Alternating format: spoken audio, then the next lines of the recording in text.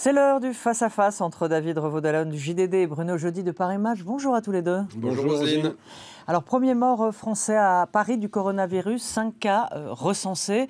Après la Chine, l'Italie se coupe du monde avec, elle, 11 morts.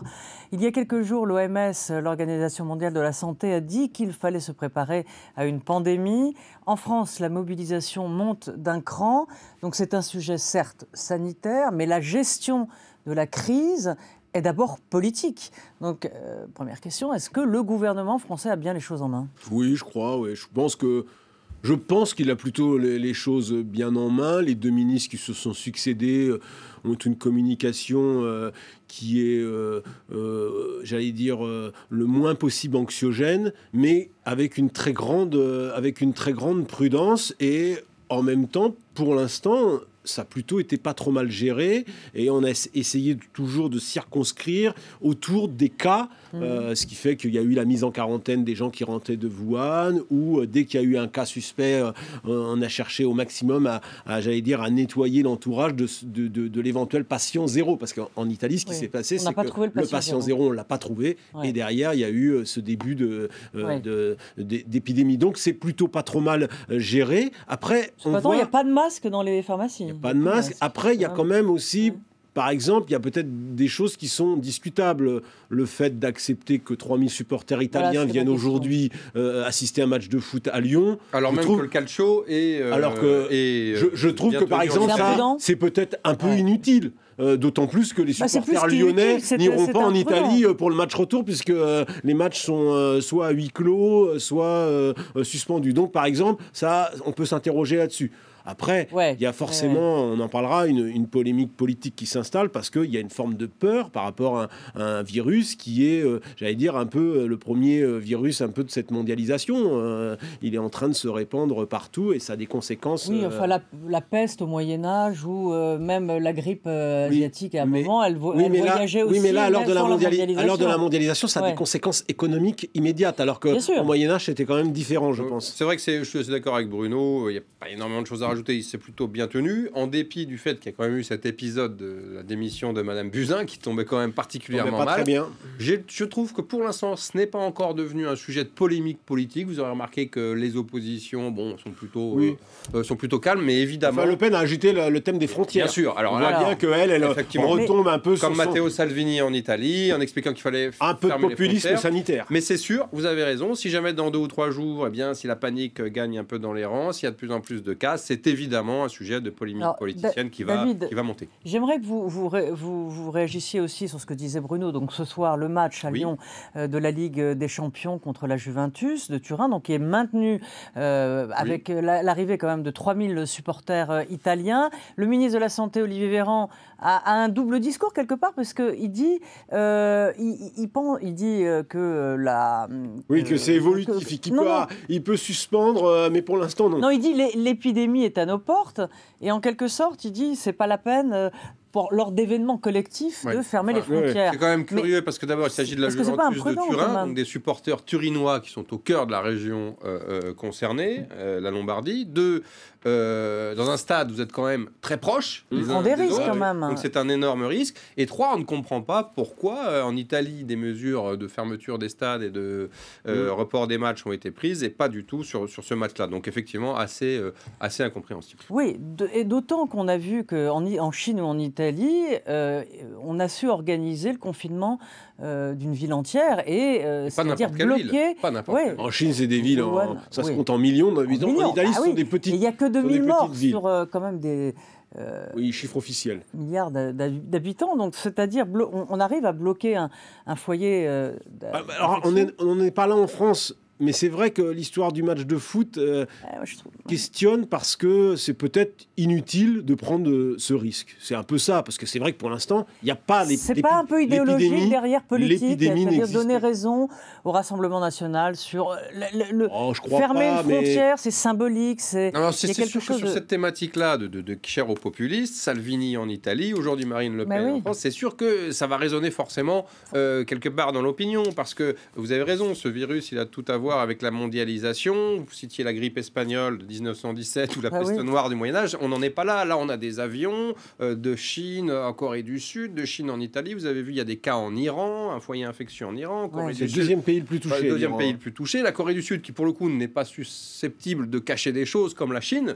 C'est vrai qu'en Chine, c'est pas forcément très transparent. En Corée du Sud, on sait ce qui se passe. Voilà, là, aujourd'hui, les choses sont à... On connaît l'info en temps réel, heure par heure. On connaît le nombre de cas, le nombre de morts, etc. C'est ça la différence avec ces grandes épidémies historiques que vous citiez. Et c'est bien sûr quelque chose qui peut alimenter, donner de l'eau au moulin des populistes et en faveur de la thèse des fermetures des frontières. Même si c'est totalement, il faut le dire quand même, totalement irréaliste et idéaliste. On ne pourra pas fermer les frontières. C'est exactement la même chose que le nuage de Tchernobyl, souvenez-vous. Il ne s'arrête pas à la frontière. Les ministres de la Santé européens n'ont fermé aucune porte. Pour l'instant, ils restent sur les dispositifs qui prévalent dans les différents pays qui sont concernés par ce début d'épidémie. Alors l'Italie au premier chef, mais d'autres pays. Mais ils s'interdisent aucune possibilité, y compris sur les frontières, qui restent quand même si on est dans l'espace Schengen.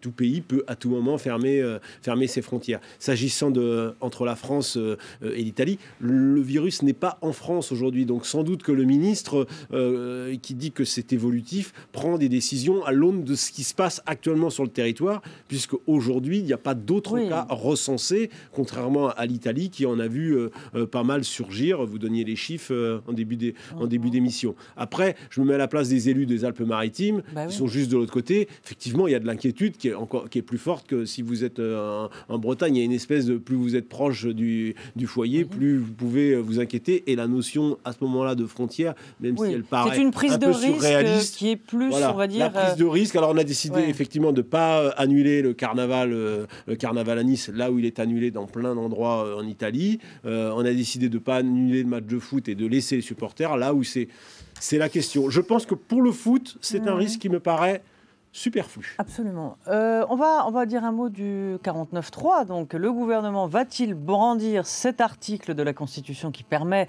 je vous le rappelle, de faire passer un texte en force? La probabilité de son utilisation ne fait plus grand doute. Écoutez, le Premier ministre, Édouard Philippe, c'était hier.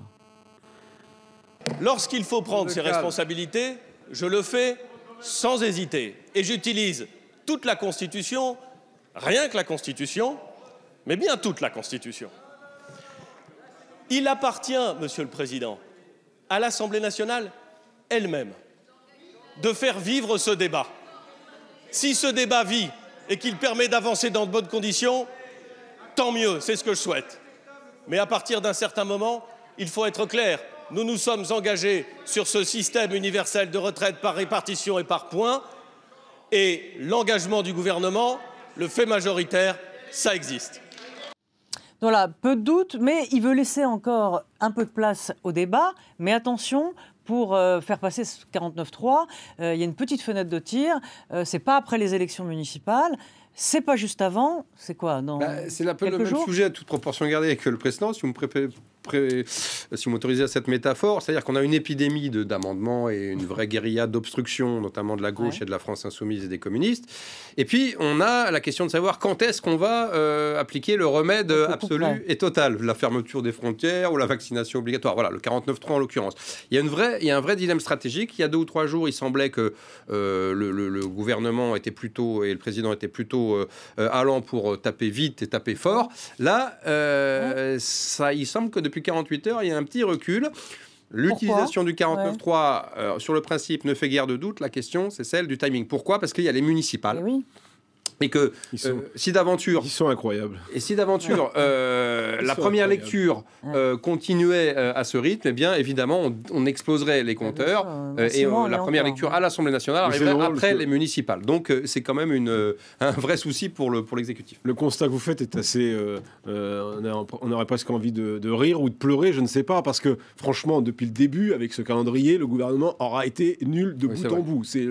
Au moins, on sera d'accord là-dessus, parce que, franchement, d'avoir décidé de le passer coûte que coûte avant les municipales, d'avoir accéléré le calendrier pour ça, de s'être interdit la possibilité, parce que la procédure parlementaire aurait permis d'avoir un temps législatif partagé, mais il fallait respecter un certain nombre de règles de calendrier. Il fallait la déposer 6 semaines avant. Ils ne l'ont pas fait. Et maintenant, ils se rendent compte qu'il y a les municipales. Ben voyons, il y a les municipales. Et donc, effectivement, déposer un 49-3 pendant les campagnes municipales, c'est pas très malin.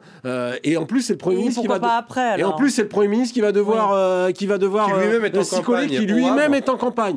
Franchement, mais que cette histoire est folle. Cette histoire de réforme des retraites est folle de bout en bout. Ils auront été mauvais, et donc à l'arrivée, ils n'ont que ce qu'ils méritent. Alors pour le coup, ils n'ont que ce qu'ils méritent, c'est-à-dire un débat tronqué, une réforme ratée, qui va se terminer avec un 49-3. On est en train de légiférer pour les 50 ans à venir sur les retraites, et on serait obligé de le faire voter coûte que coûte à bride abattue avant le 15 septembre, avant le 15 mars. Franchement, c'est pas très raisonnable. Je suis le premier à considérer que les insoumis qui usent de la procédure parlementaire sont délirants. Sont délirants dans leurs amendements. Mais qu'est-ce que vous voulez? C'est l'opposition parlementaire. On préfère la chienlit dans la rue ou l'opposition au Parlement? Je pense qu'ils ont été mauvais. Ils vont le faire parce qu'ils n'ont pas le choix, parce qu'ils ne vont pas laisser le poids aux insoumis. Mais là, ils pétochent un peu, Rosine, pardonnez-moi l'expression. Parce que c'est vrai que pour Édouard Philippe, monter à la tribune, interrompre sa campagne au Havre pour parler du 49-3, passer en force. En plus, accessoirement, Manuel Valls, ça lui a collé à la peau l'autoritarisme, et là, Macron va se le récupérer. Un tout petit mot et c'est fini. Oui, c'est vrai que je suis tout à fait d'accord avec Bruno là-dessus. Il faut juste expliquer aux téléspectateurs que si d'aventure le 49-3 n'est pas utilisé, ce débat, il va durer encore 6 ou 8 mois, c'est-à-dire qu'il nous porte jusqu'à Noël prochain, vraisemblablement. 6 mois. Jours. Allez, 6 mois. Vous savez qu'en 1981, sur les privatisations, le débat avait duré 4 mois. Il n'y avait pas eu de 49. Bon, donc là, on est à 5 ou 6 mois, et ça veut dire qu'il n'y a plus aucune réforme, plus aucun texte qui est examiné à l'Assemblée. Ça veut dire que le Parlement et le gouvernement sont plus gestionnés. Il n'y en a pas d'autres, de toute façon, c'est pas grave. Merci à tous les deux, et on se retrouve plus tard pour la politique sur France 24. Demain, Jean-Marie Colombani et nos invités à 17h15. À très vite.